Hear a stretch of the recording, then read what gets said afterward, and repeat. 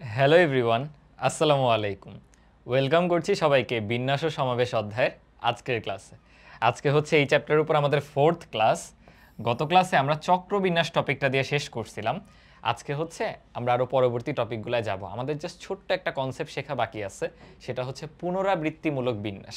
But সেটাই যাওয়ার আগে দেখবা তোমাদের বইয়ে সংখ্যা গঠন রিলেটেড অনেকগুলো ম্যাথ আছে, বাট আমি অল্প কয়েকটা ম্যাথ করাইছি, দুই একটা হয়তো সংখ্যা গঠন রিলেটেড। কেন? আমি আজকের জন্য আলাদা করে রাখছিলাম। একসাথে ম্যাথগুলো দেখলে কি হবে, তুমি বুঝতে পারবা সংখ্যা গঠন রিলেটেড কোন ম্যাথগুলোতে কিভাবে অ্যাপ্রোচটা করতে হবে। এবং এইটা যে নতুন কোনো কনসেপ্ট দিয়ে আমরা করব তা না, আমরা শব্দ গঠন নিয়ে বিভিন্ন শর্তের সাপেক্ষে কত ধরনের ম্যাথ করছি না। আমি কিন্তু একটা টাইপ নাম দিয়েছিলাম যে বিভিন্ন শর্ত থাকবে, নির্দিষ্ট শর্ত থাকবে।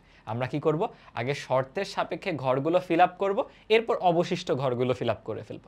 সংখ্যার ক্ষেত্রে এক্স্যাক্টলি সেই প্রসিজারটাই আমরা ফলো করব, নতুন কিছু কিন্তু না। সো চলো আমরা দেরি না করে শুরু করে ফেলি। একদম প্রথমেই দেখো কি বলা হয়েছে, প্রত্যেক অঙ্ককে প্রত্যেক সংখ্যায় কেবল একবার ব্যবহার করে। সো এই কথাটা এখনো আগের মতো আছে যে আমরা একবার করেই কিন্তু ব্যবহার করতেছি, কোনোটার পুনরাবৃত্তি হচ্ছে না। আজকের ক্লাসের একদম শেষের দিকে আমরা পুনরাবৃত্তিমূলক বিন্যাসে ঢুকবো। সো তখন থেকে আবার পুনরাবৃত্তি হলে কীরকম ঘটনা ঘটবে সেটা আমরা দেখব। ঠিক আছে, ব্যবহার করে বলছে 1 2 3 4 5 6 সংখ্যাগুলো দ্বারা 3 অঙ্ক বিশিষ্ট কতগুলো অর্থপূর্ণ জোড় সংখ্যা গঠন করা যায়। আচ্ছা, জোড় সংখ্যায় তুমি পরে যাও, আগে আমাকে বলো যে 3 অঙ্ক বিশিষ্ট এই 6টা অঙ্ক থেকে 3 অঙ্ক বিশিষ্ট সংখ্যা গঠন কতভাবে করা যায়, এটা কিভাবে বের করবা? ভাই আগে আমরা শব্দ গঠন করছি, এখন সংখ্যা গঠন করব, কনসেপ্ট তো সেই একই। জাস্ট কি চিন্তা করব যে আমার 3 অঙ্ক বিশিষ্ট সংখ্যা দরকার, তাহলে আমার 3টা ঘর ফিল আপ করতে হবে। এই 3টা ঘর ফিল আপ করার জন্য দেখো তোমার কাছে নাম্বার অ্যাভেলেবল কয়টা, 6টা না? তো তুমি 6টা থেকে 3টা নিয়ে এখানে ফিল আপ করবা। কত উপায় করতে পারো, 6টা থেকে 3টা মনে আছে? মনে আছে, জাস্ট করা যাবে 6p3 এই উপায়ে। তার মানে এটা কি বোঝাচ্ছে, তোমরা একটু বাংলা কথাগুলো নিজেরা লেখো, যে আমরা লিখব যে এই অঙ্কগুলোর মধ্য থেকে 3টি অঙ্ক নিয়ে 3 অঙ্ক বিশিষ্ট সংখ্যা তৈরি করা যায়, বা 3 অঙ্ক বিশিষ্ট সংখ্যা বিভিন্নভাবে বিন্যাস করা যায়, এত উপায় গেল। সো এটা বুঝতে পারছো। কিন্তু আমাদের বলছে অর্থপূর্ণ জোড় সংখ্যা যেন হয়। তুমি কি বুঝো যে জোড় সংখ্যা কোনগুলো হয়? জোড় সংখ্যা হচ্ছে সে সকল সংখ্যা যাদের একক স্থানীয় অঙ্কটা জোড়। একটু চিন্তা করে দেখো, যত ধরনের জোড় সংখ্যা আছে, একমাত্র হ্যাঁ যদি দশক থাকে, মানে 10 20 30 একক স্থানীয় অঙ্কে শূন্য ব্যতীত, এখানে তো দেখো আমরা এমন অঙ্ক নিচ্ছি শূন্য নাই, শূন্যগুলো আমরা আলাদা টাইপে করব। সো এখানে শূন্য নাই, শূন্য ব্যতীত বাকি সকল জোড় সংখ্যা যত বড়ই হোক না কেন, সেটার একক স্থানীয় অঙ্কটা জোড় 2 4 6 8 এগুলো। সো আমাদের দেখতে হবে হচ্ছে এই ব্লকটাতে, এই ব্লকটাতে। আমি একটু আলাদা করে একটা কাজ আগে করে দিই। আমরা যে 6p3 লিখছি, এটা কিন্তু কোনো শর্ত ছাড়া, এটা কিন্তু কোনো শর্ত ছাড়া মোট, কোনো শর্ত ছাড়া মোট 3 অঙ্ক বিশিষ্ট আমরা যে সংখ্যা গঠন করতে পারি। তাহলে 3 অঙ্ক বিশিষ্ট, 3 অঙ্ক বিশিষ্ট যে কোনো সংখ্যা, 3 অঙ্ক বিশিষ্ট যে কোনো সংখ্যা এই উপায়ে আমরা তৈরি করতে পারি। যে কোনো সংখ্যা, এটা তো আলাদা আছে, যে কোনো সংখ্যা। আমরা এখন দেখতেছি হচ্ছে জোড় সংখ্যা গঠনের জন্য, বুঝছো? সো জোড় সংখ্যা গঠনের ক্ষেত্রে এখনো 3 অঙ্ক বিশিষ্ট, সো 3টা ঘর খালি। এই যে একক স্থানীয় যে ঘরটা, এটাকে তোমার ফিল আপ করতে হবে জোড় অঙ্ক দ্বারা। এখানে জোড় কে কে আছে বলো তো? 2 4 আর 6, অর্থাৎ এইখানে তুমি 2 বসাতে পারো, অথবা 4 বসাতে পারো, অথবা 6 বসাতে পারো। অন্য কোনোগুলো বসালে কিন্তু সংখ্যাটা সামগ্রিকভাবে জোড় আসবে না। সো এটা একটা শর্ত হয়ে গেল না? আগে চলে এই শর্তটা ফিল আপ করি। সো আমি এই একটা ঘরে 3টা নাম্বার কতভাবে বিন্যাস করতে পারি বা ফিল আপ করতে পারি? 3 উপায়। অথবা তুমি বলো থ্রাইস p1 বা 3 পারমুটেটস 1 এই উপায়। গেল, যেই তোমার শর্ত পূরণ করা শেষ, বাকি 2টা ঘরে কি কোনো শর্ত আছে? জোড় সংখ্যা হতে হলে ওই 2টা ঘর যে কোনো কিছুই হতে পারে। সো এবার তুমি ওই 2টা ঘর ফিল আপ করে ফেলো। কি করব, আমরা একটা সংখ্যা ব্যবহার করে ফেলছি, বলছে একবার করে ব্যবহার করতে, ওইটা আর ব্যবহার করা যাবে না। বাকি সংখ্যা আছে কয়টা? আর সরি 6টা ছিল, তাহলে আরো সংখ্যা আছে 5টা। সো সেই 5টা থেকে 2টা ঘর ফিল আপ করা যাবে জাস্ট 5p2 এই উপায়। সো 3 এর সাথে জাস্ট 5p2 এটা মাল্টিপ্লাই হচ্ছে। সো বাংলা কথায় লিখবা যে 3 অঙ্ক বিশিষ্ট জোড় সংখ্যা গঠন করা যাবে এত উপায়। আমি এটার ভ্যালুটা একটু বের করতে চাচ্ছি, কেন? আমি একটা জিনিস শিখাবো তোমাদেরকে, সেই জন্য একটু বের করি। 3p1 এ হবে হচ্ছে 60, সো এটা আলটিমেটলি আসতেছে 60, বুঝছো? আর আমি যদি এইটা করি 6p3, এইটা আসতেছে হচ্ছে আমাদের 120। বুঝছো? এখন দেখো এইটা আগে সবাই বুঝছো, পরের স্লাইডটা খেয়াল করো, একই ম্যাথ জাস্ট এবার বলছে 3 অঙ্ক বিশিষ্ট বিজোড় সংখ্যা কয়টা গঠন করা যাবে। সো আগের মতো তুমি কল্পনা করো, বিজোড় সংখ্যা মানে কি, আগে যাই 3 অঙ্ক, 3 অঙ্ক মানে আমার 3টা স্লট, বিজোড় হোক জোড় হোক আমার তো তাকাইতে হবে কোনটা, আমার তাকাইতে হবে একক স্থানীয় যে ঘরটা এইটার দিকে। এইটাকে এবার তুমি ফিল আপ করতে পারো হয় 1, না হয় 3, না হয় 5, কারণ এখন বিজোড় অঙ্ক দিয়ে ফিল আপ করতে হবে, রাইট? সো তুমি 3টা থেকে যে কোনো একটা নিবা, 3 উপায়ে ফিল আপ করা যায়, অথবা ডিরেক্টলি বলতে পারো থ্রাইস p1, থ্রাইস p1 এই উপায়। দেন রিমেইনিং যে দুইটা সেটা কয় উপায় পূরণ করবো? অনেকে না ভুল করে ফেলে, দেখো এখানে 3টা আমরা নিয়ে সূত্র করতেছি বা বসাচ্ছি, ভাবে কি ওই দুইটা পূরণের জন্য আর 3টা থাকতেছে না। ভাইয়া তুমি 3টার মধ্যে যে কোনো একটা বসাচ্ছ, এগুলো কিন্তু গত ক্লাসগুলোতে আমরা ক্লিয়ার করে আসছি। সো তোমার কাছে আরো 5টা অঙ্ক অ্যাভেলেবেল, সেই 5টা থেকে তুমি দুইটা বসাবা, দ্যাট মিনস এইটা করা যাবে হচ্ছে 5p2 এই উপায়। এবং তাকায় দেখো এটা কি হুবহু তোমার জোরেরটার সমান না? সো আলটিমেটলি এইটার ভ্যালু কিন্তু 60 চলে আসবে। আমি আরো বলতেছিলাম কেন আমি ভ্যালুগুলো বের করলাম, তুমি চাইলে দেখো মোট কতগুলো সংখ্যা গঠন করা যায়, 120টা, জোড় সংখ্যা কয়টা, 60টা, তাহলে বিজোড়টা না আলাদা করে না করে তুমি মোট থেকে জোড়টা বাদ দিলেও কিন্তু বিজোড়টা বের হয়ে যায়। আমি এই জিনিসটা একটু এক্সট্রা করে শেখাতে চাচ্ছিলাম, তাই ভ্যালুগুলো বের করছি। সো আশা করি বুঝতে পারছো। ঠিক আছে, তাহলে চলো, খুবই সিম্পল একটা বিষয়, কারণ মোট সংখ্যা তো জোড় আর বিজোড় মিলেই তো মোট সংখ্যা হবে, তাই না? এখানে তো শূন্য নাই, মানে ধরো শূন্য থেকে শুরু করে সকল সংখ্যা তুমি লিখলা, সেখানে একটা ডিবেট আসতে পারে যে শূন্য কি জোড় নাকি বিজোড়, বাট 1 থেকে 10 লিখলে 5টা জোড় 5টা বিজোড়, দুইটা যোগ করেই কিন্তু মোট সংখ্যা হবে, সেটাই বললাম। ওকে, চলো আমরা সামনের দিকে মুভ অন করতেছি। কি বলা হইলো, এই অঙ্কগুলিকে প্রতি সংখ্যায় একবার ব্যবহার করব, করে 3 অঙ্ক বিশিষ্ট 5 দ্বারা বিভাজ্য সংখ্যা বের করতে হবে। তাহলে আবার সেই 3 অঙ্ক, আবার শর্ত পূরণ করব, চলো আবার 3 অঙ্ক, এই যে 3টা স্লট, বলো 5 দ্বারা বিভাজ্য সংখ্যা বের করতে হলে এখনো তোমার কোন ঘরটাতে তাকাইতে হবে? এখনো কিন্তু একক স্থানীয় অঙ্কটাই দেখতে হবে। তো তোমার একক স্থানীয় যে ঘর 5 দ্বারা বিভাজ্য হইতে হলে এটা হয় 5 হইতে হয়, না হয় 0 হইতে হয়। বাট ভাইয়া আমার যে অঙ্কগুলা সেখানে তো 0 নাই, সো বেসিক্যালি এখানে তুমি শুধু 5কে বসাইতে পারো, তোমার কাছে একটাই অপশন। সো এটাকে এত চিন্তা করার কিছু আছে? এখানে অনেকে আবার ভাববে যে 5 নিয়ে মানে 5 উপায়ে বসাচ্ছি, না আমি 5 সংখ্যাটাকে নিয়ে বসাচ্ছি, বুঝছো? সো এটাকে তুমি এক উপায়ে বসাতে পারো, তোমার কাছে উপায় একটাই। সো একের সাথে ইনটু, ইনটু কত করব, বাকি দুইটা। দেখো 5 দ্বারা বিভাজ্যর ক্ষেত্রে বাকি দুই ক্ষেত্রে কোনো শর্ত আছে, ওটা মন মতো বসাই দিলেই তো হলো। সো বাকি দুইটা আমি করতে পারি, আরো 5টা সংখ্যা অবশিষ্ট, সেখান থেকে 5p2 এই উপায়। বুঝতে পারছো কেন গুণ হইলো? এই আগেরগুলো সহ প্রত্যেকটাতে কেন গুণ হচ্ছে? কারণ আমার একটা ঘর ফিল আপ হলে তো সম্পূর্ণ কাজ শেষ হচ্ছে না, আমার 3টা ঘর ফিল আপ করতে হবে। আমরা স্টেপ বাই স্টেপ করতেছি, আংশিক কাজ করতেছি, প্রত্যেকটা স্টেপের মধ্যে গুণফল নিতে হবে সংখ্যা বের করার সময়। বুঝলাম, ঠিক আছে, চলো সামনের দিকে মুভ অন করি। খুবই সহজ ছিল। আচ্ছা, আবারও একই কথা বলা আছে, যে শর্তটা আলাদা। বলছে 5000 থেকে 6000-এর মধ্যে কতগুলো সংখ্যা তুমি গঠন করতে পারবা। দেখো এবার কিন্তু বলে দেয় নাই 3 অঙ্ক বিশিষ্ট না 4 অঙ্ক বিশিষ্ট, তুমি কমন সেন্স লাগাও। 5000 থেকে 6000-এর মধ্যে কয়টা সংখ্যা আছে, এবং এই সংখ্যাগুলো সব 4 অঙ্ক বিশিষ্ট হবে না? সো প্রথমে লিখে নিবা তোমরা যে 5000 থেকে 6000-এর মধ্যবর্তী সংখ্যাগুলো অবশ্যই 4 অঙ্ক বিশিষ্ট হবে। এটা লিখে নিবা, অবশ্যই 4 অঙ্ক বিশিষ্ট হবে। এই এটা গেল কিন্তু ম্যাথের প্রথম স্টেপ। ওই যে স্টেপ বাই স্টেপ যদি নাম্বার দেওয়া হয় তখন এটার উপরে একটা নাম্বার থাকবে, 4 অঙ্ক বিশিষ্ট হবে। ওকে, যেহেতু 4 অঙ্ক বিশিষ্ট, এবার আমি নিব 4টা ঘর, আমার 4টা ঘর ফিল আপ করতে হবে, 1 2 3 4। এবার দেখো 5000 থেকে 6000-এর মাঝখানে মানে সংখ্যাগুলো কি কি হইতে পারে? তোমার 5000 থেকে শুরু হয়েছে, এখান থেকে তুমি যাচ্ছ 6000 পর্যন্ত। একটু চিন্তা করে দেখো তো, 5000 এর পরের সংখ্যাটাই কি? 5001। এই যে 5001, আর 6000-এর ঠিক আগের সংখ্যাটা কি? 5999। সো বেসিক্যালি তুমি তো এইটুকের ভিতরেই আসো, তুমি তো এইখান থেকে এইটার ভিতরেই আসো। আমাকে বলো তো, এখান থেকে এটার ভিতরেই আসো। সো 4 অঙ্ক বিশিষ্ট তুমি বুঝলা, বাট কোনো কিছু কি খেয়াল করছো? তোমার প্রত্যেকটা সংখ্যাতেই এই যে একদম বাম পাশের যে অঙ্কটা 4 নাম্বার, এটাকে কি বলা যায়? একক, দশক, শতক, হাজার। হাজার, তাই না? হাজার বা সহস্র কি জানি বলে, ছোটবেলায় বলতাম, ভুলে গেছি আসলে। ওই হাজারের যে ঘরটা সেটা 5 দ্বারা পূর্ণ হইতে হবে, বুঝছো? 5 দ্বারা পূর্ণ হইতে হবে। কারণ কি, ধরো ফর এক্সাম্পল এখানে আছে 3000 থেকে 4000-এর মাঝখানে, তখন এই ঘরটা 3000 দিয়ে পূরণ হইতে হইতো, এই ক্ষেত্রে 5000 দিয়ে পূরণ হইতে হবে। তার মানে এবার তোমার ফোকাস করতে হবে হচ্ছে ভাইয়া এই যে ঘরটা, ও আমি 4টা নিইনি, এই জিনিস, এই ঘরটাতে এবার ফোকাস করতে হবে। কেন? এইটাকে এবার 5 দ্বারাই পূর্ণ করতে হবে, 5 ব্যতীত অন্য কিছু দিয়ে পূর্ণ করা যাবে না। তাহলে 5 দিয়ে পূর্ণ করবে মানে কি? একটা উপায়ে পূর্ণ করা যাবে। সো প্রথম ক্ষেত্রে প্রথম ধাপ তোমার কি হবে? 1 ইনটু পরের ধাপে যাই, বাকি তিনটার ক্ষেত্রে কোনো বাধ্যবাধকতা আছে? ওইখানে তো সকল সংখ্যাই বসতেছে, তাই না? ও আবার একটা কথা আছে, আমরা তো 9 অবধি নেই, আমরা 8 অবধি নিছি, 3 থেকে 8 অবধি। তো এই ক্ষেত্রে কিন্তু তোমার 9 অবধি যাবে না, বুঝছো? আমি বলতেছি যে 5000 থেকে 6000 পর্যন্ত এতটুকু অ্যাভেলেবেল, বাট যেহেতু এখানে 8 অবধি সংখ্যা আছে, সো ওই 5800 অবধি যাবে, বুঝছো? ওই লজিক্যালি তো সব সংখ্যা পাওয়া পসিবল না, বাট আমার তো আর এখন এখানে কোনো বাধ্যবাধকতা নাই।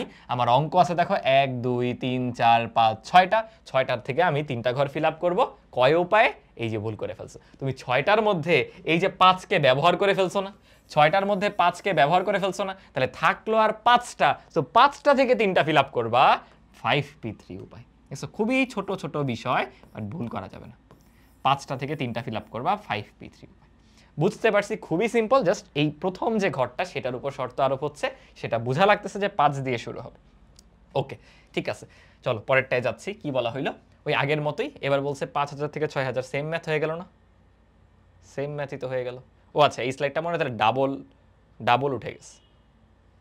ও না না না, সরি, বলা হয়েছিল 5000 থেকে 6000 মাঝখানে কতগুলা বিজোড় সংখ্যা গঠন করা যেতে পারে, বুঝছো নাকি? দেখো তো আগেরটা কি ছিল।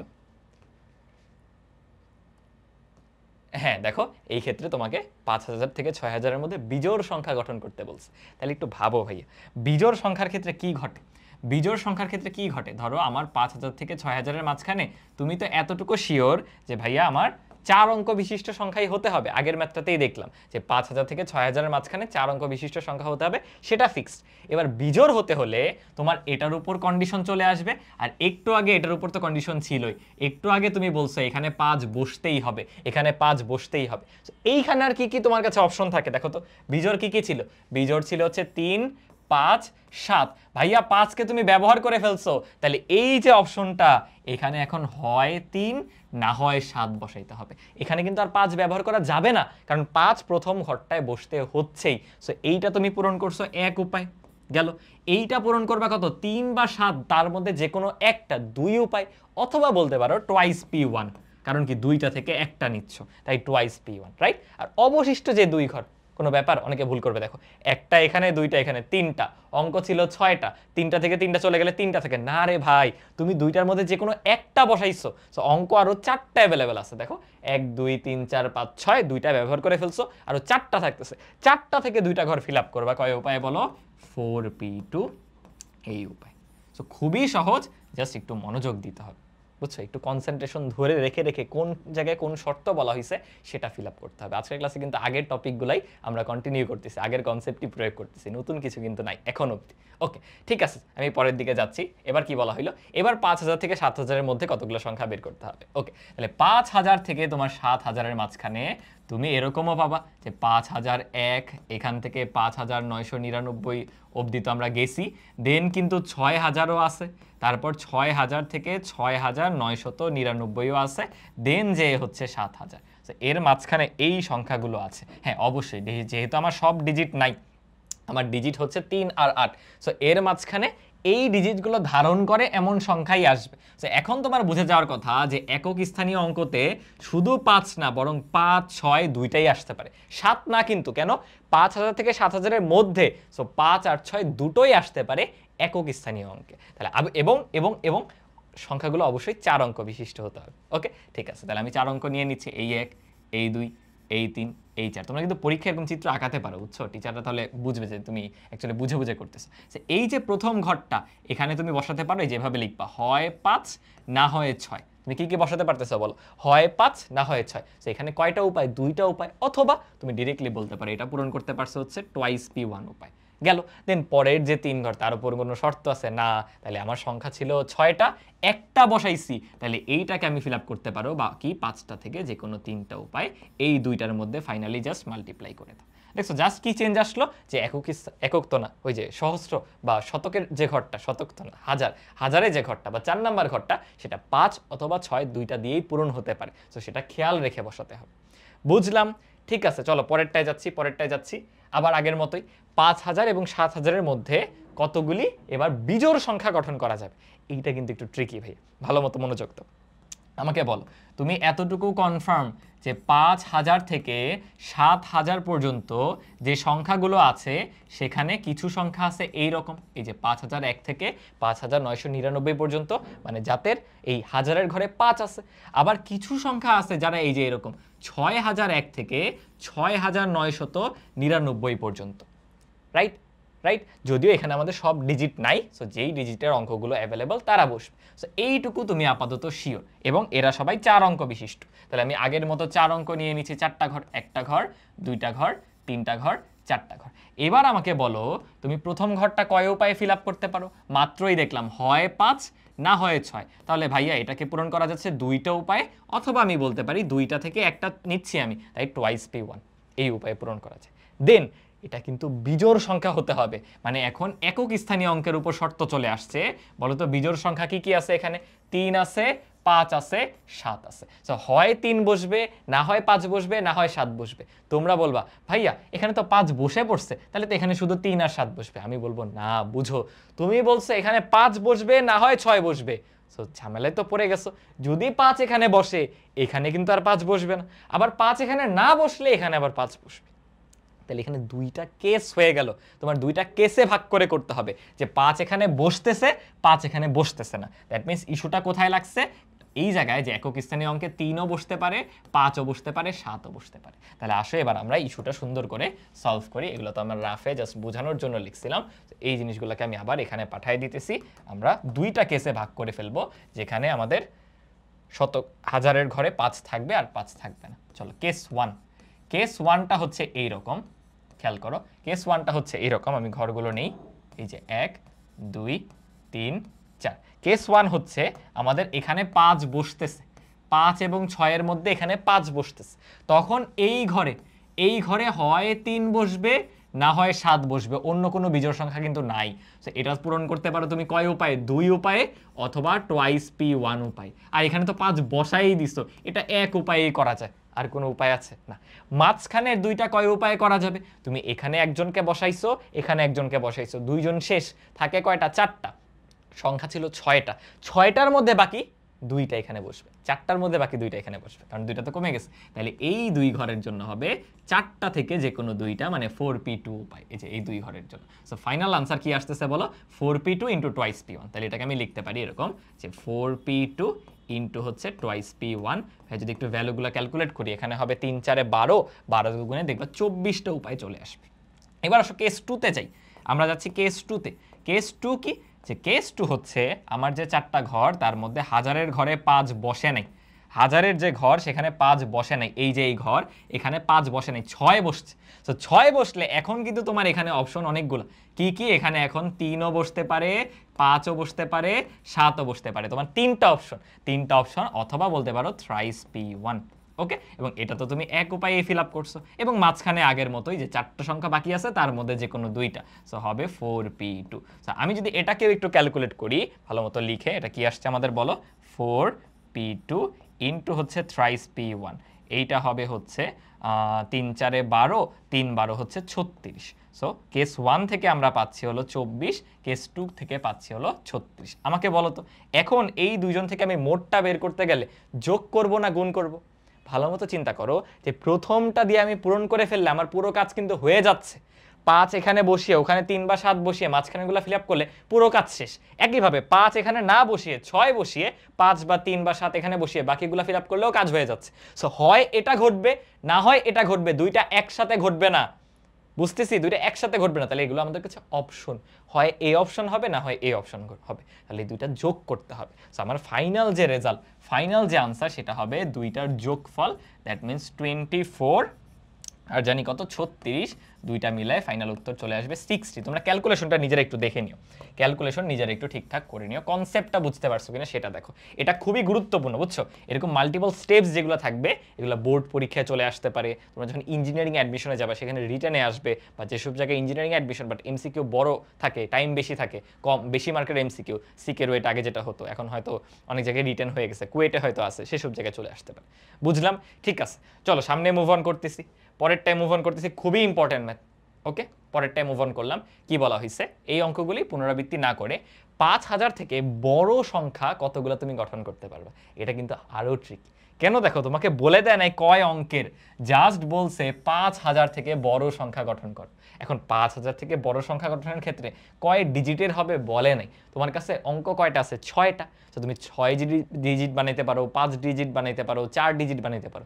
একটু ভাবো তো, 5000 তো 4 ডিজিটে, 6 ডিজিটের অঙ্ক সবসময় ওর চেয়ে বড় হবে।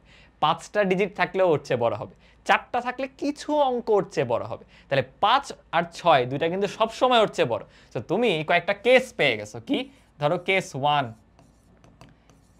1, এটা হচ্ছে 6 ডিজিট, এগুলো কিন্তু ওর চেয়ে বড় হবে। তাহলে চলো আমরা কেস 1টা প্রথমে বের করে ফেলি। 6 ডিজিটের নাম্বার কিভাবে চিন্তা করবো বলো, তোমার কাছে 6টা ঘর আছে, 1 2 3 4 5 6, তুমি যা ইচ্ছা বসাও, কোনো শর্ত ছাড়া যেভাবে খুশি বসাও, এটা কিন্তু 5000-এর চেয়ে বড় হয়েই যাবে আলটিমেটলি। তাহলে আমি কি করব, 6টা অঙ্ক থেকে এই 6টা প্লেসে এনে ভ্যালুগুলো বসাবো, এবং এটা তুমি জানো যে 6p6 উপায়ে ফিল আপ করা যেতে পারে। 6p6 বা এটাকেই আমরা বলি 6 ফ্যাক্টোরিয়াল উপায়। বুঝতে পারছো? গেল। এবার আসো কেস 2। এবার চলে আসছি কেস 2। কেস 2 হচ্ছে আমরা 5টা ঘর পূরণ করতেছি, মানে 5টা ডিজিট আমাদের কাছে, 5 ডিজিট। এখানেও দেখো কোনো শর্ত আছে, 5 ডিজিটের যে কোনো অঙ্ক, সবচেয়ে ছোটটা নাও, ধরো সবচেয়ে ছোট 5 ডিজিটের কি হবে, 10,000। সেই 10,000ও 5000-এর চেয়ে বড়। বুঝতেছো? আচ্ছা, তাহলে আমি যদি এখানে আমাদের 5টা ঘর নিয়ে একটু বোঝানোর জন্য 1 2 3 4 5, এই 5 ঘরে তুমি ফিল আপ করবা 6টা অঙ্ক থেকে। এটাও আমরা শিখছি, 6টা অঙ্ক থেকে 5টা ঘর ফিল আপ করতে গেলে তোমার হবে 6p5 এত উপায়। বুঝলা? এবার আসো মজাদার বিষয়, যেটা 4 ডিজিট। 4 ডিজিটের সবাই কিন্তু ওর চেয়ে বড় হবে না।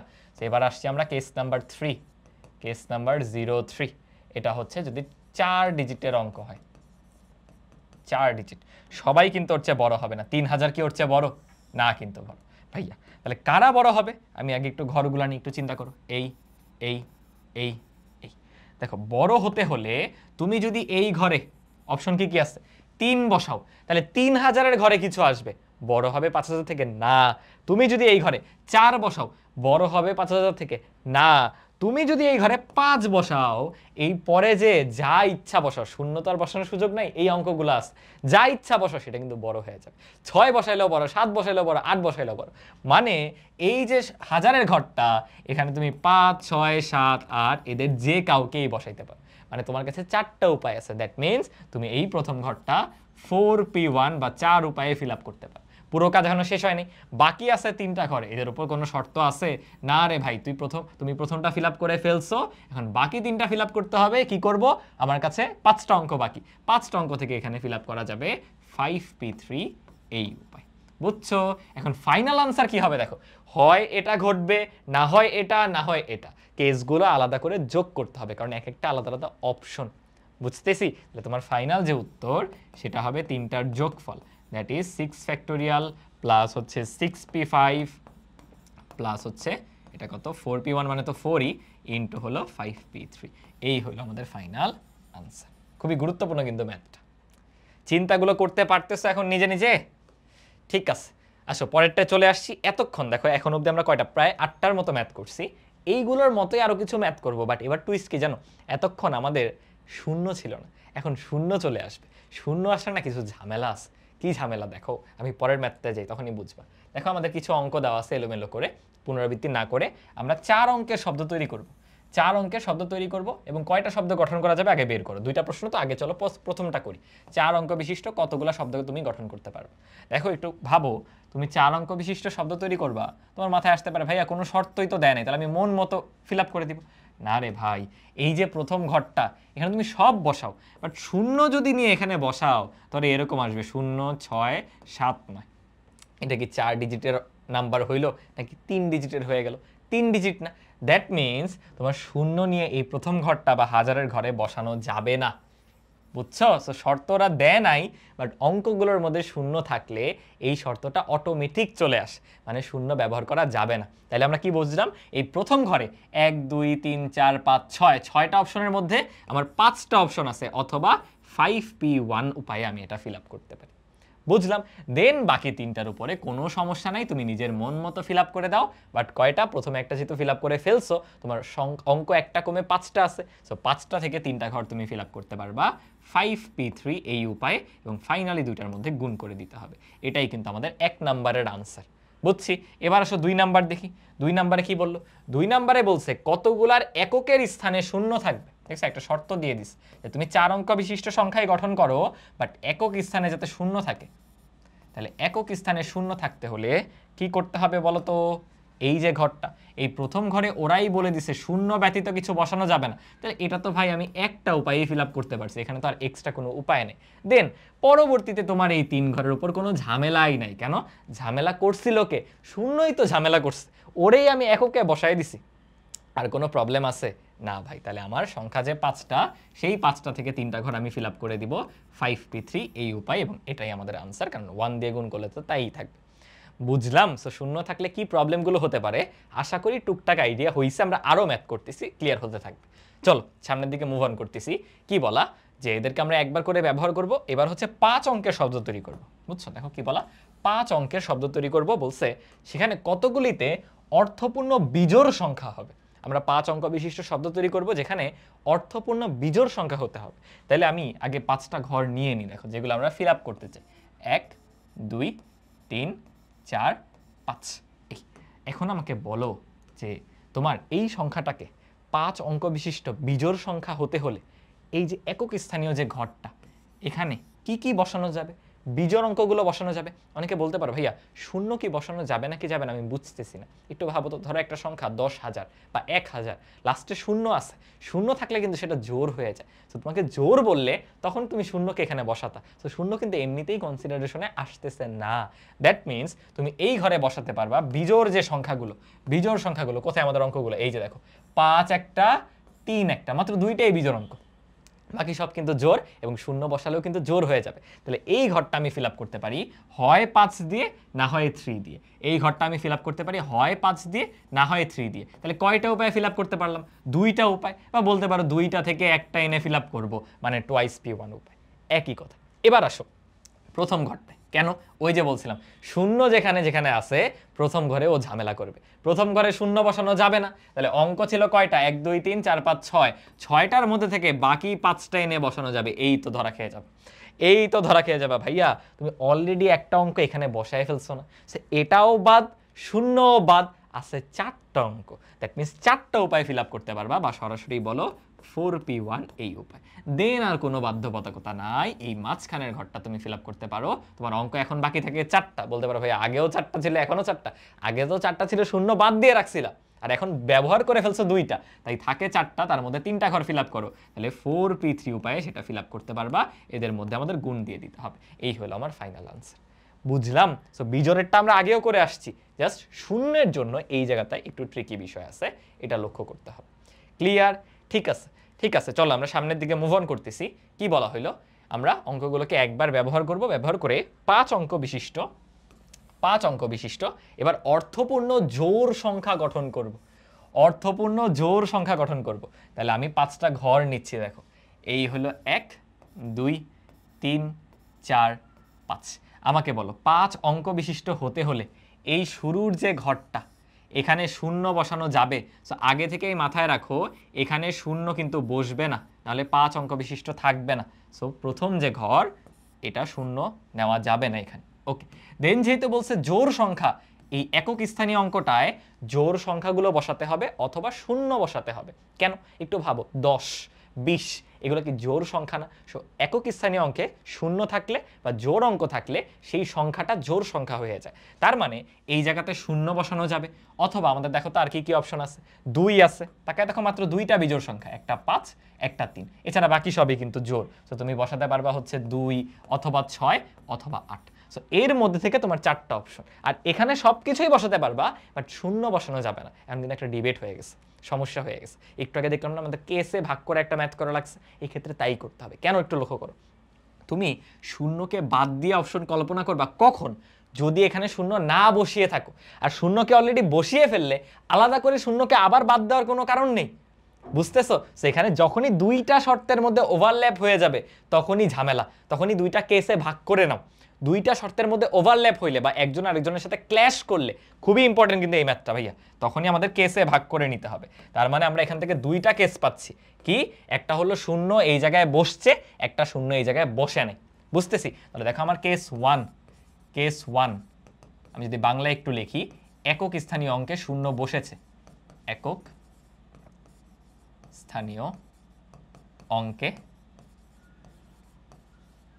শূন্য ও মনে হয় নিয়ে, মানে শূন্যকে আমরা একক স্থানীয় অঙ্কে নিছি, সেটা হচ্ছে আমাদের কেস 1। তাহলে কি ঘটনা দেখো, 1 2 3 4 5, আমি বলেই দিলাম তোমাকে যে এই যে প্রথম ঘরটা সেটা আমরা শূন্য দিয়ে ফিল আপ করছি, এবং শূন্য দিয়ে এটাকে একটা উপায়েই ফিল আপ করা যায়। তুমি একভাবেই তো ফিল আপ করতে পারো, শূন্য দুনিয়াতে কয়টা আছে রে ভাই?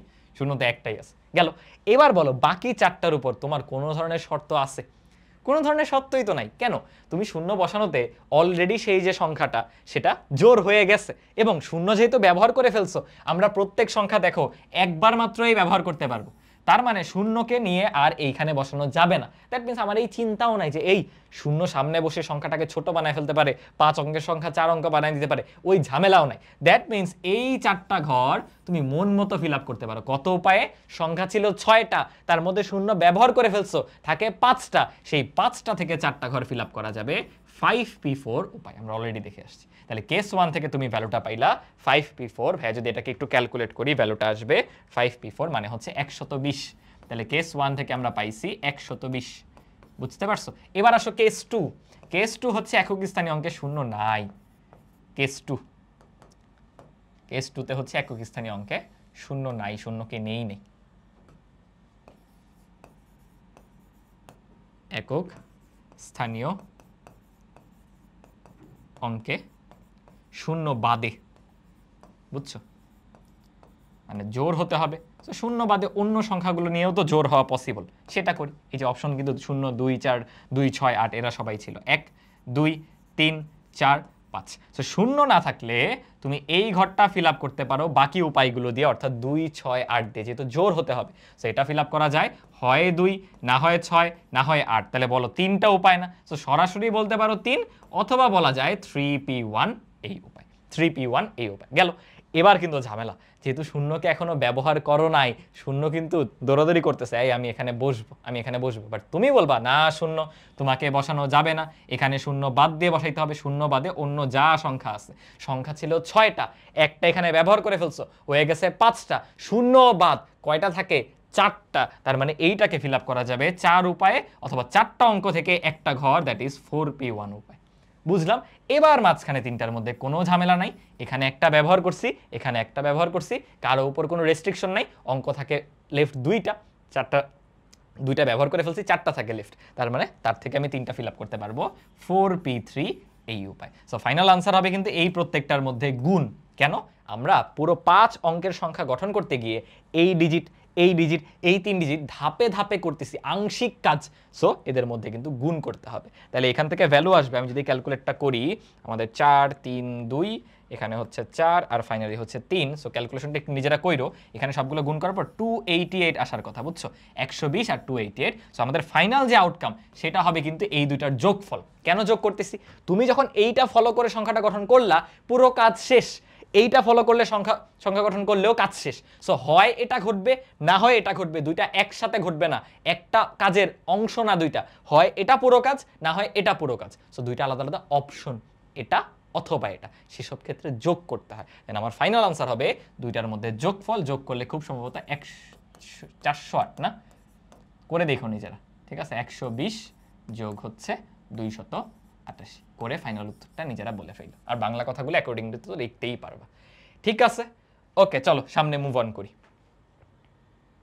আচ্ছা, আমরা মোটামুটি সংখ্যা গঠনের যা যা টাইপ হতে পারে বা যতভাবে আমরা চিন্তা করতে পারি দেখে ফেলছি। এখনো সংখ্যা গঠনের কিছু ম্যাথ বাকি আছে, বাট সেটা হচ্ছে এই যে পুনরাবৃত্তি করে। মানে আমরা তো এইসব ক্ষেত্রে দেখো কি করছি, প্রত্যেকবার তুমি যেই অঙ্কটা ব্যবহার করে ফেলছো সেটার পরে যে ব্যবহার করা যায় না, কারণ একবার করে ব্যবহার করা যাচ্ছে। হোয়াট ইফ আমরা পুনরাবৃত্তি করতে পারি, একের অধিকবার ব্যবহার করতে পারি, সেই টাইপটাও করব। আগে কনসেপ্টটা শিখে নিই। খুব সম্ভবত সংখ্যার এই টাইপটা আমরা আজকে করব না, নেক্সট ক্লাসে করব। সো পুনরাবৃত্তিমূলক বিন্যাস হচ্ছে তুমি একের অধিকবার কাউকে ব্যবহার করতে পারো। মানে এই যে এখনের কথাই চিন্তা করো, এতক্ষণ যে আমরা ম্যাথগুলো করলাম, ধরো তোমার কাছে এই 3টা ডিজিট আছে, 3 4 5, এই 5টা ডিজিট আছে। ধরো এই 5টা থেকে তুমি 3টা ঘর ফিল আপ করতে চাও বা 3 অঙ্কের একটা সংখ্যা তৈরি করতে চাও, বলো এতক্ষণ একবার ব্যবহার করে তুমি কয় উপায় করতে পারতা? 5টা থেকে ভাই 3টা, আমি এটাকে ফিল আপ করতে পারি 5টা উপায়, দেন একটা কমে যায় তাহলে 4 উপায়, দেন একটা কমে যায় তাহলে 3 উপায়, মানে 3টার মধ্যে গুণফল হবে। আলটিমেটলি এটাকেই আমরা বলতাম কিন্তু 5p3 উপায়, যে 5টা থেকে আমি 3টা ঘর ফিল আপ করতেছি, এটাকে ফিল আপ করতে পারতেছি 5p3 উপায়। বাট এটা কখন? যখন তুমি একবার করে ব্যবহার করতেছো। এটা হচ্ছে একবার ব্যবহার করে, একবার ব্যবহার করে। আমি তোমাকে বললাম যাও, আমি তোমাকে কোনো রেস্ট্রিকশন দেই নাই ভাইয়া, ইচ্ছা মতো ব্যবহার করো। মানে তুমি সংখ্যা নিয়ে বসাও 555, ইচ্ছা মতো ব্যবহার করো। তখন কি ঘটবে দেখো, আমার অপশন সে আগের মতোই 1 2 3 4 5, বাট এবার তুমি মনের খুশি মতো ব্যবহার করবা। দ্যাট মিনস তুমি যখন প্রথমটায় নিয়ে কাউকে বসায় ফেলছো, দেখো প্রথমে যখন বসাচ্ছ তোমার কাছে 5টা অপশন, হ্যাঁ এটা ফিল আপ করতে 5টা অপশন, যাও কিছু একটা বসাইলাম, ধরো 4 বসাইছি, 4 বসাইছি। পরের ঘরে যখন আসছি 4 শেষ হয়ে যায় না, কারণ এখন একবার করে ব্যবহারের রেস্ট্রিকশন নাই, তুমি যে কোনোবার ব্যবহার করতে পারো। তাহলে এখানেও 4 বসাইতে পারো, মানে এখনো তোমার কাছে 5টাই অপশন, মানে সেকেন্ড ঘরও তুমি ফিল আপ করতে পারো 5 উপায়। একইভাবে এইটাও যখন ফিল আপ করে ফেলছো, যা ইচ্ছা বসাও, ধরো 4 বসাইছো, আবার যা ইচ্ছা বসো, লাস্ট ঘরেও তুমি 5 উপায়ে ফিল আপ করতে পারো, কারণ তোমার কোনো সংখ্যার উপর কোনো রেস্ট্রিকশন নাই, মনের ইচ্ছা মতো যা ইচ্ছা তুমি তাই বসাতে পারো। তাহলে আলটিমেটলি দেখো 3টার মধ্যে আমরা গুণ করব এবং আমাদের ফাইনাল যে আউটপুট আসতেছে সেটা কি 5 কিউব। বুঝতে পারছো? তাহলে পুনরাবৃত্তি করা গেলে বিন্যাস সংখ্যা কিন্তু বেড়ে যাচ্ছে, বিন্যাস সংখ্যা কিন্তু বেড়ে যাচ্ছে, বুঝছো? আর ভাই একটু এসি টেম্পারেচারটা ফিক্স করে নিচ্ছি।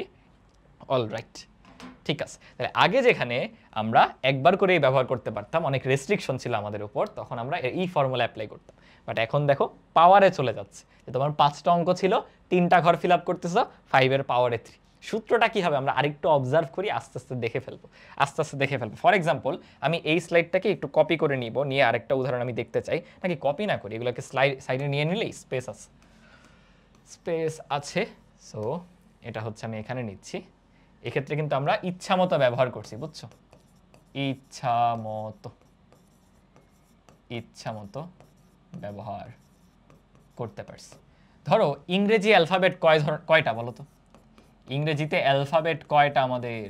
অ্যালফাবেট বানানো এটা না, অ্যালফাবেট খুব সম্ভবত 26টা না? তো ধরো 26টা অ্যালফাবেট থেকে তুমি 5 অক্ষরের একটা শব্দ তৈরি করবা, 5 অক্ষরের একটা শব্দ, বলো কয় উপায় তৈরি করতে পারবা? যদি আমি তোমাকে বলি তুমি ইচ্ছা মতো ফিল আপ করতে পারো, আমি বলে দিছি তুমি ইচ্ছা মতো ফিল আপ করো, তাহলে কয় উপায় ফিল আপ করতে পারবে? তুমি দেখবা ওকে আমার 26টা বর্ণ আছে, এই যে প্রথম ঘরটা আমি 26 উপায়ে ফিল আপ করতে পারি, ওকে। দেন সেকেন্ড ঘরে যখন যাব, আগে যাই ব্যবহার করি আমি এখনো বসাতে পারবো সেই সংখ্যা, মানে সেই লেটারটা, অক্ষরটা, তাহলে এটাকেও আমি 26 উপায়ে ফিল আপ করতে পারবো। আমি তারপরেরটাও গেলে 26 উপায়ে ফিল আপ করতে পারবো, তারপরেরটাও 26, তারপরেরটাও 26। তাহলে তাকায় দেখো তোমার অপশন কখনো কমতেছেই না, উল্টো তোমার ফাইনাল যে আউটপুট সেটা কি চলে আসতেছে 26⁵। লক্ষ্য করছো? আগে যেটা এরকম পারমুটেডস আকারে লিখতাম, এখন পাওয়ারে চলে গেছে। এটারই জেনারেলাইজড একটা ভার্সন যদি আমি করি, দেখো 26টা জিনিস থেকে তুমি 5টা জায়গায় বসাইছো, তাহলে কি 26⁵ হয়েছে। এখানে 5টা জিনিসকে তুমি 3টা জায়গায় বসাইছো, 5⁵ হয়েছে। তাহলে আমি যদি nটা জিনিস থেকে, অবশ্যই তারা কিন্তু ভিন্ন ভিন্ন ছিল, সবাই ভিন্ন ভিন্ন ছিল, আমি যদি nটা ভিন্ন ভিন্ন জিনিস থেকে ইচ্ছা মতো ব্যবহার করে, আগে বলা ছিল একবার ব্যবহার করে, মনে করে দেখো এই টাইপেরই একটা স্লাইড আগেও দেখছো, এবারও আমার n সংখ্যক জিনিস আছে, এরা ভিন্ন ভিন্ন, বাট এবার আমি ইচ্ছা মতো ব্যবহার করতেছি, করে আমরা যদি r সংখ্যক স্থান পূরণ করি, তাহলে সেটার ফর্মুলা হবে n⁻r as simple as that, n⁻r as simple as that, আর কিচ্ছু না। দেখো পুনরাবৃত্তি করা গেলে কত ইজি হয়ে যায়, কারণ কি ওই একই জিনিস বারবার গুণ হচ্ছে, সো পাওয়ারে যত জায়গায় বসাইছো সেটা পাওয়ারে উঠেছে। দেখো এই দুইটা জায়গায় অবজার্ভ করো। আমরা ম্যাথে চলে যাই, চলো একটা ম্যাথে চলে গেলে এই কনসেপ্টটা আরো ক্লিয়ার হয়ে যাবে। এবং এই পুনরাবৃত্তিমূলক বিন্যাসটাই কিন্তু আরো বেশি লজিক্যাল, কারণ রিয়েল লাইফে সবসময় কিন্তু এই বাধ্যবাধকতা থাকে না যে তুমি একবারই ব্যবহার করতে পারবা। এই যে একটু আগে যে আমরা ম্যাথ করলাম 5000 থেকে 6000-এর মধ্যে, ওইখানে যে ডাটা দেওয়া ছিল তার রেসপেক্টে আমরা সকল সংখ্যা পাইতাম না। 5000 থেকে 6000, হ্যাঁ কয়টা পাইতাম ওই কাউন্টটা বের করছি, বাট সকল সংখ্যা পাইতাম না। কেন? 5000 থেকে 6000 এমন সংখ্যাও আছে 5222, 5222, 3বারই 2 ব্যবহার করলা না, সো একই জিনিস বারবার ব্যবহার করাটা বেশি বোধগম্য, রিয়েল লাইফে বেশি হয়। ওকে, কি বলা হয়েছে দেখো, টেলিফোন ডায়ালে 0 থেকে 9 পর্যন্ত লেখা থাকে, মানে কয়টা ডিজিট। এই জায়গাটা আমি নিজে ভুল করতাম, আমি নিজে যখন করতাম আমি 9 ভাবতাম, বাট 0 সহ টোটাল কিন্তু 10টা ডিজিট।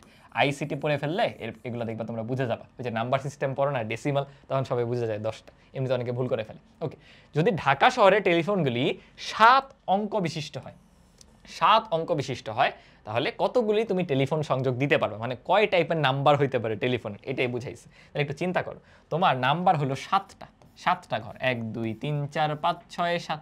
তুমি একটু ভাবো, তুমি 10টা অঙ্ক থেকে যে কোনো 10টা এখানে বসাবা, তার উপর আবার যে কোনো 10টা এখানে বসাবা, তার মধ্যে যে কোনো 10টা এখানে বসাবা, মানে তোমার অপশন তো কখনোই শেষ হইতেছে না, 10টা ডিজিট আজীবন থাকতেছে, 10 10 10, দেন আলটিমেটলি সবার মধ্যে গুণ করবা।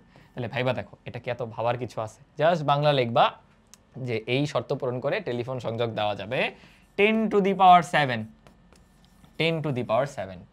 কারণ কি দেখো, এনটা জিনিস ছিল, সেটাকে নিয়ে তুমি আরটা জায়গায় বসাইছো, তাহলে কি হবে, এন টু দি পাওয়ার আর, এন এর ভ্যালু কত 10, আর এর ভ্যালু 7, 10 টু দি পাওয়ার 7। একদম ইজি না? এখানে কিন্তু ভাবাই লাগতেছে না, দেখছো? ঠিক আছে, আরেকটা করি, দেখো আরেকটা করি। কি বলা, একটা তালার রিংয়ে, এই টাইপের রিংয়ের তালা কিন্তু থাকে, বিভিন্ন ওই যে লাগেজ টাইপের যে ব্যাগগুলো সেগুলোতে থাকবে, দেখবা তুমি এরকম রোল করে ঘুরাইতে পারো, এক্স্যাক্ট একটা পাসওয়ার্ড থাকে, একটা নাম্বার থাকে, ওইটা মিলাইতে পারলে লকটা খুলে যায়, ওপেন হয়ে যায়। আমার ছোটবেলায় এটা অনেক মজা লাগতো, এখন হয়তো এই তালাগুলো কমে গেছে, তাই না? আগে এগুলো অনেক পপুলার ছিল, মানে আমাদের একটা ছিল, তো আমরা যখন জার্নিতে যাইতাম, আমি বাসে বসে, মানে তখন ওই লাগেজটা নিয়ে আমরা বাসে উঠতাম আর কি, পেছনের দিকে বসলে ওইটা ধরে ধরে আর কি আমি ফিল করতাম যে আমি বাস চালাচ্ছি। হচ্ছে একটা মজার স্টোরি মনে পড়ে গেল আর কি ওই তালা থেকে। ঠিক আছে, আচ্ছা, ওই যে মানে ব্যাগের হ্যান্ডেলটা এইভাবে করে ধরে আমি যেতাম আর কি। ওকে, চলো পড়ায় ফেরত আসি। কি বলা হয়েছে, ওই তালারই 4টা রিংয়ের প্রত্যেকটিতে 0 থেকে 9 পর্যন্ত অনেকগুলো মুদ্রিত আছে, 4 অঙ্কের একটা মাত্র সংখ্যা দ্বারা তালাটি খোলা যেতে পারে। তাহলে কতগুলি বিন্যাস দ্বারা খোলা যাবে? যে অনেক কথাবার্তা বলছে, বেসিক্যালি তো তুমি বুঝতেছো যে পাসওয়ার্ডটা 4 অঙ্কের, এখন তুমি 0 থেকে 9 পর্যন্ত যে কোনো সংখ্যা ব্যবহার করতে পারো, তাহলে বুঝাই যাচ্ছে যে 4 অঙ্কের পাসওয়ার্ডটা তুমি কতভাবে কম্বিনেশন করতে পারো বলো। প্রথম জায়গায় তুমি বসাইতে পারো 10 উপায়, তারপরেরটাও বসাইতে পারো 10 উপায়, 0 থেকে 9 বলছে না, হ্যাঁ, এটাও বসাইতে পারো 10 উপায়, এটাও বসাইতে পারো 10 উপায়, কারণ কোনো রেস্ট্রিকশন নাই, তুমি পুনরাবৃত্তি করতে পারো। সো আলটিমেটলি হয়ে যাবে 4টা 10 মিলে গুণ হয়ে 10 টু দি পাওয়ার 4 উপায়। বুঝতে পেরেছো? এটাই আমাদের ফাইনাল আনসার। ঠিক আছে, খুবই সিম্পল, বুঝছো? পুনরাবৃত্তিমূলক বিন্যাসের চেয়ে সহজ কিছু হয় না। আচ্ছা, এটা খুবই ইন্টারেস্টিং, আমার মজা লাগছিল আমি নিজে যখন করছি। দেখবো আমরা ফেসবুক বা বিভিন্ন প্ল্যাটফর্মে নিজেদের আইডির পাসওয়ার্ড সেট করি, ওখান থেকে সাজেস্ট করে না যে আরও স্ট্রং কিছু দাও, দেখবা বলে তুমি একটা আপার কেস দাও, একটা অ্যাটলিস্ট লোয়ার কেস দাও, নাম্বার ইউজ করো, অথবা স্পেশাল ক্যারেক্টার ইউজ করো, মানে যত টাইপের ভেরিয়েশন দিবা তত দেখবা তোমার পাসওয়ার্ডটা স্ট্রং হয়, ওইটাই দেখো এখানে ফিল করবা। কি বলা, তুমি 6 অঙ্কের পাসওয়ার্ড তৈরি করবা। কয় অঙ্কের? 6 অঙ্কের। আচ্ছা, এখন পাসওয়ার্ডটা তুমি পুনরাবৃত্তি করতে পারো, হ্যাঁ, আমরা পাসওয়ার্ড ইউজ করতে গেলে সব এ দিয়ে দিতে পারি, কোনো প্যারা তো হয় না। ওকে, এখন 1 নাম্বার প্রশ্ন হচ্ছে যে শুধু ইংরেজি বর্ণমালা ব্যবহার করো, তাহলে ইংরেজি বর্ণমালা কয়টা? 26টা। তুমি আপার কেস লোয়ার কেস দুইটাই নিতে পারো না, সো আপার কেসগুলো ধরলে হলো 26টা। আমাদের লোয়ার কেসও তো আছে, আপার কেসের এ থেকে জেড, উল্টা লিখলাম, আর এটা হলো লোয়ার কেসের এ থেকে জেড, আমার 2 জেড তো সেমই হয়ে গেল না, এ থেকে এভাবে লিখি জেড, আর এটা হলো লোয়ার কেসের এ থেকে জেড, এটাও 26টা। ইংরেজি বর্ণমালায় কিন্তু টোটাল 52টা অক্ষর আছে। তাহলে একটু ভাবো, 1 নাম্বারটা আমি সলভ করতে গেলে 52টা অক্ষর নিয়ে আমি 6টা প্লেস ফিল করতেছি, এনটা নিয়ে আর স্থানে বসাচ্ছি, তাহলে কি হবে, 52 এর পাওয়ারে 6, কারণ 52 52 52 গুণ হবে, 6টা 52 গুণ হবে 52 টু দি পাওয়ার 6, বুঝছো? কোনো অপশন কমে না যে, এটার উত্তর হবে 52 টু দি পাওয়ার 6। চিন্তা করো কত হিউজ। তুমি যদি 2 নাম্বারটা ভাবো, বলছে গাণিতিক অঙ্কগুলি মানে 0 থেকে 9 পর্যন্ত, এরা কয়টা? এরা তো 10টা, এরা তো 10টা, সো এদেরকে নিয়ে তুমি 6টা স্থান ফিল আপ করবা 10 টু দি পাওয়ার 6 উপায়। এই আর লাস্টে বলছে উভয়টি ব্যবহার করে, মানে এখন তোমার আরো সংখ্যা বাইরে গেল, যে এখানে 10টা, এখানে 26 26 52টা, টোটাল কত হয়ে গেল? 62টা। তো 62টা থেকে 6টা তৈরি করলে 62 টু দি পাওয়ার 6, এবং বোঝাই যাচ্ছে দেখো লাস্টেরটা কত স্ট্রং হবে। তুমি স্পেশাল ক্যারেক্টার দিলে আরো স্ট্রং হবে, বুঝছো? তুমি বিভিন্ন টাইপের স্পেশাল ক্যারেক্টার বসাতে পারো না, সেটা বসাইলে আরো স্ট্রঙ্গার পাসওয়ার্ড তৈরি হবে। বুঝতে পেরেছো? ঠিক আছে, খুবই ইজি ছিল আর কি, বাট ফান। কি বলা, টেলিটকের মোবাইল নম্বর এর প্রথম 3টি ডিজিট দিয়ে দিছে। দেখো এটা কিন্তু পুরো রিয়েল লাইফের সাথে জড়িত। আমরা কিন্তু জানি যে আমরা যে কোনো সিম কোম্পানির যে নাম্বারগুলো ব্যবহার করি সেগুলোর প্রথম 3 ডিজিট ফিক্সড হয়, এক একজনের এক এক নাম্বার ভ্যারিয়েশন আছে, বাট প্রথম 3টা কিন্তু সেম, 0 1 5। সো পরে আরও যে 8টা, টোটাল তো 11টা নাম্বার, পরের 8টা তুমি তৈরি করো এবং দেখো মোট কতগুলা সংযোগ বা মোট কতগুলা নাম্বার সম্ভব। কি মনে হয় বলো? তাহলে তোমার ডিজিট তো 0 থেকে 9 পর্যন্ত, 0 থেকে 9 পর্যন্ত হচ্ছে 10টা, রাইট? তুমি অলরেডি 3টা ঘর ফিল আপ করে ফেলছো, নাম্বারটা ফিল করতে আরো 8টা ঘর ফিল করতে হবে। তাহলে বুঝতেছো 8টা ঘরে তুমি 10টা করে করে অপশন পাচ্ছ। 10 টু দি পাওয়ার 8, আর কি এক্সপ্লেন করার দরকার আছে ভাইয়া? এগুলো কিন্তু খুবই সোজা, বুঝছো? 10 টু দি পাওয়ার 8 জাস্ট একটু ঘুরায় টুরায় দিবে, যেমন এখানে এই যে 3টা ডিজিট ওরা দিয়ে দিছে, বাকিগুলো তোমরা বের করছো আর কি। সো পুনরাবৃত্তিমূলক বিন্যাস একদম ইজি। আচ্ছা, খুলনা শহরের নাম্বার হয় এটা, না হয় এটা, না হয় এটা হতে পারে, এবং সেগুলো 6টি অঙ্কের হয়, 6টি অঙ্কের। তাহলে সর্বমোট কতগুলো নাম্বার সম্ভব? তাহলে এখানে দেখো 3টা কেস হয়ে গেছে, বুঝছো? জাস্ট কেস করে দিছে। যে কেস 1 কি? কেস 1 হচ্ছে শুরুতে 72, এরপরে আরো 4টা আছে। এই কেস 2 কি বলো? কেস 2 হচ্ছে শুরুতে 73, এরপরে আরো 4টা আছে, 6 ডিজিটের তো। কেস 3 কি?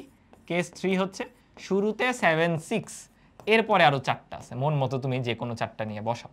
তাহলে আমাকে বলো এই 4টাতে তুমি যে কোনো সংখ্যাই বসাতে পারো, মানে সামনে 72 থাকবে আর যাই থাকুক, তুমি 0 থেকে 9 এর বাকি 10টার যে কোনোটাই বসাতে পারো। তো এটা কি 10 10 10 10 মানে 10 টু দি পাওয়ার 4 উপায় করা যাবে। একইভাবে এটাও হবে 10 টু দি পাওয়ার 4, লাস্টেরটাও হবে 10 টু দি পাওয়ার 4। তো তোমার জাস্ট আলটিমেটলি 3টা যোগ করে দিতে হবে এই 3টা কেস, কারণ 3টা কিন্তু একসাথে ঘটবে না, এটা আলাদা আলাদা আলাদা আলাদা অপশন। সো আমরা এদেরকে জাস্ট যোগ করে দিব, অর্থাৎ আমাদের ফাইনাল আনসার হবে 10 two the power 4 plus 10 two the power 4 plus 10 two the power 4। Ultimate answer কত চলে আসবে বলো? 3টা 10 টু দি পাওয়ার 4, মানে 3 ইন্টু 10 টু দি পাওয়ার 4। এটা মানে কত? 10,000 না? তো 30,000 চলে আসতেছে। বুঝতে পারলা? বুঝতে পারলে একদম সিম্পল কিন্তু ভাইয়া, একদম সিম্পল। আমাদের আজকের ক্লাসে আর জাস্ট 2টা ম্যাথই আছে। আমি পুনরাবৃত্তি করে সংখ্যা গঠনের যে ম্যাথগুলো সেটা পরের ক্লাসে রাখছি। কেন জানো?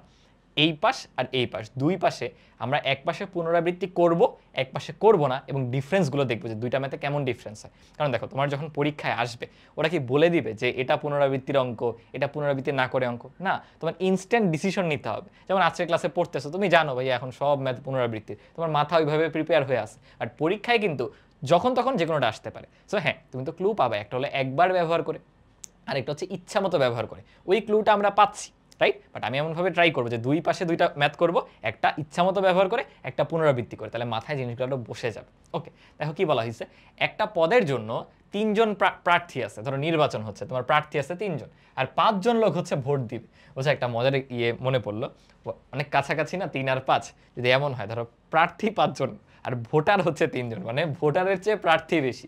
ওই যে ধরো টিউশন পড়ায় না অনেকে, ধরো স্টুডেন্ট কাউন্ট এর চেয়ে টিউশন পড়ানোর টিচারের কাউন্ট বেশি, মানে এগুলো কাইন্ড অফ খুবই খারাপ একটা সিচুয়েশন। আচ্ছা, ফান বাইরে রাখো, আমরা পড়ায় চলে আসি।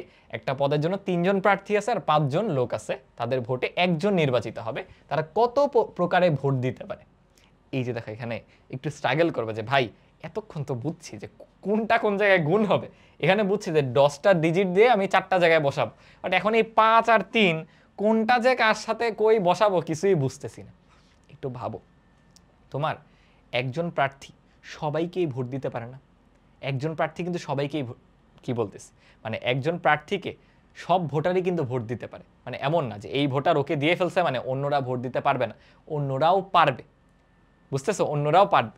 তো তুমি এখানে ভাববা এরা হইলো তোমার ভোটার, এই দেখো এরা হইলো তোমার ভোটার, এই পজিশনগুলো এক একটা ভোটার। এটা হলো ভোটার 1, ভোটার 1, এটা হলো ভোটার 2, এরপর আছে ভোটার 3। এই আর এইগুলো লিখবো না, তোমরা বুঝছোই তো।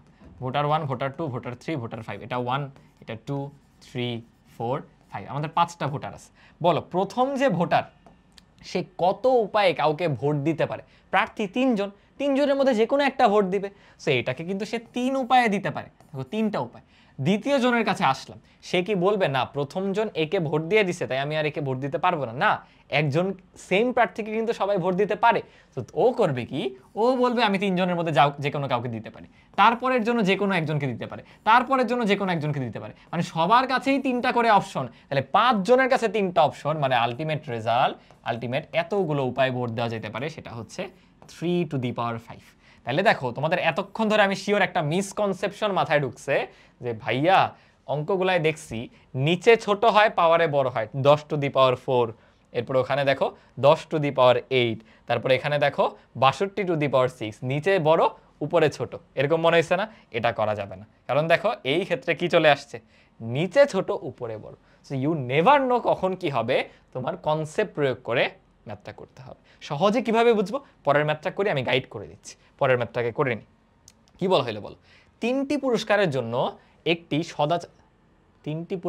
সদাচারের জন্য, মানে হয়তো সিলেক্ট করবে যে 3টি পুরস্কার কারা কারা পাবে, এবং একটি সাধারণ উন্নতির জন্য 10 জন বালকের মধ্যে এগুলো কত রকমে বিতরণ করা যেতে পারে। একটি সাধারণ উন্নতি বলতে কি বুঝাইল?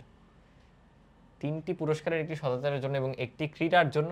ও আচ্ছা, আমি এই বিরাম চিহ্ন বা পাংচুয়েশন ভুলভাবে পড়ছি।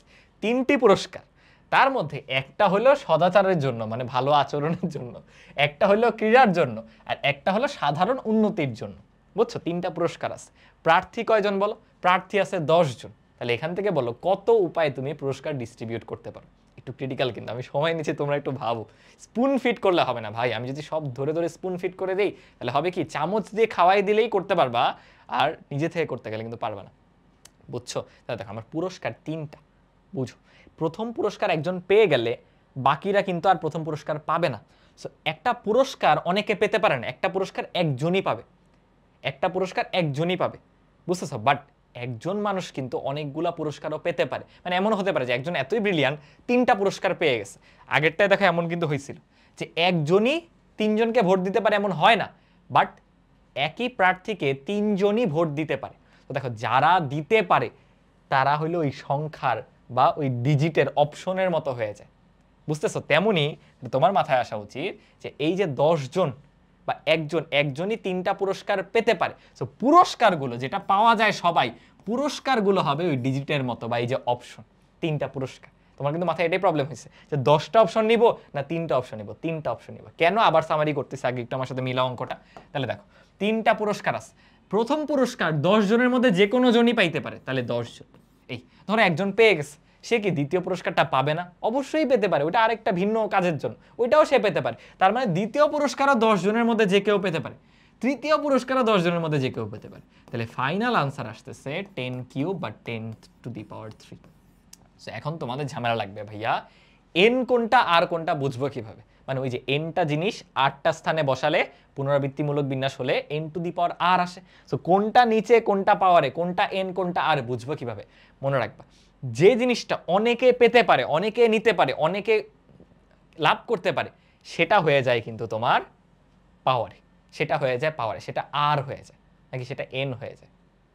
হ্যাঁ, সেটা এন হয়ে যায়, ভুল বলছি। দেখো মানুষ অনেকগুলা পুরস্কারই কিন্তু নিতে পারে। কে অনেকগুলা পুরস্কার নিতে পারে? আমি কথাটা ভুল বলছি, যে জিনিসটা না, যে, বুঝছো, যে সব পেতে পারে, যে একাই সব নিতে পারে।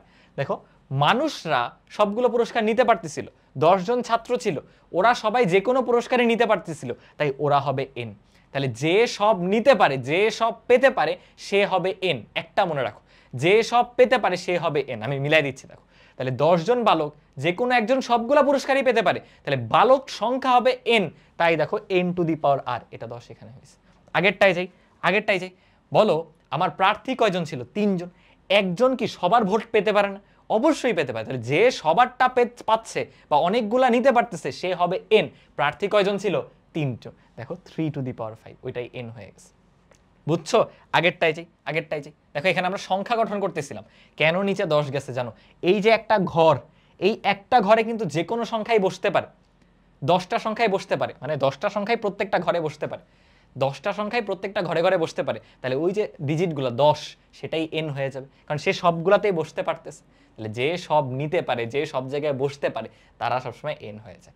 নিজের একটু মিলাই দেখো, বুঝছো? নাম্বারগুলোতে এত চিন্তা করতে হয় না, এগুলো এমনিই বোঝা যায়, বাট এই জায়গাগুলো একটু ভাইবো, বুঝছো? কারণ দেখো এনটাই তো বারবার গুণ হচ্ছে, সো যে সব পেতে পারে সেই তো বারবার গুণ হবে, তাহলে তার পাওয়ারেই তো কিছু উঠবে, বুঝছো? একটু চিন্তাটা নিজেরা করতে হবে।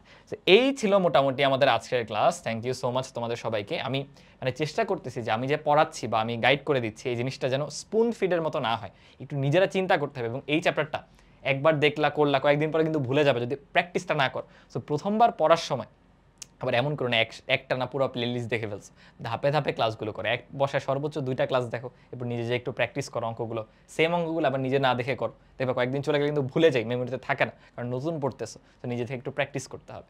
বুঝছো? তাহলে এই ছিল মোটামুটি আমাদের আজকের ক্লাস। আমি এখানেই শেষ করতেছি। আজকে পর্বটা ছোট হয়েছে, সেকেন্ড ক্লাসটা একটু বড় হয়ে গেছিলো, বুঝছো? এখানে বেশি পড়াই ফেলছি, আমি 1 ঘন্টার মতো রাখতে চাচ্ছি।